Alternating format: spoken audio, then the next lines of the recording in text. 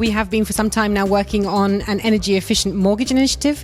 The really interesting thing about that is that it can potentially if you like, deliver additional synergies in the mortgage and covered bond value chain, because it can potentially create a new asset class, an energy efficient mortgage asset class. So during our panel, we were very keen to understand what is investor demand for green covered bonds, but what could be investor demand for energy efficient covered bonds?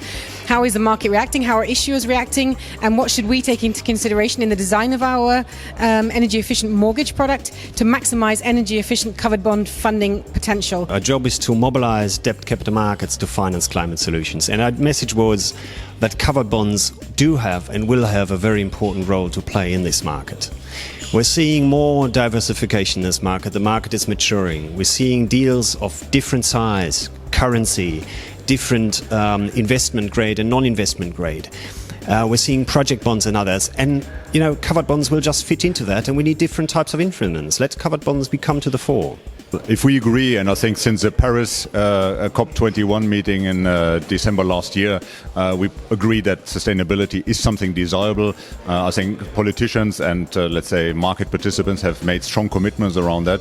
Then we basically need to get there. And I think green covered bonds, particularly because of the link to mortgage, housing, and therefore the social implications, is something that I believe is the most suitable instrument.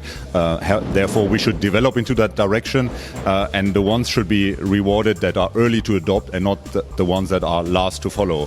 So from this point of view, I'm still hoping that one day green will be the norm and not the exception to the rule. Well, Berlin Hub is an issuer who has already done a green bond, and we're just in preparation of the second green bond. Green is really adding a value to what you're doing in the end, and is adding a value for investors in the end. For that reason, it's important to have strict requirements in place and strict eligibility criteria. And of course, you have to be intellectually honest in issuing a green bond. The main message was, as I'm represented the underwriters, the intermediaries, my message was that the green bond market is still growing, that this is a new asset class that is not new anymore, because it is really an established one, and it will not go away.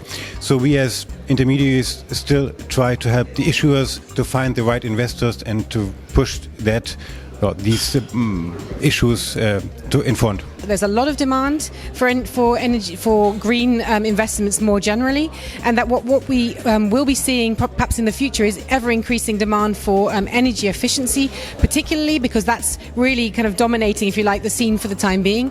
Issuers are responding already. They have internal green strategies.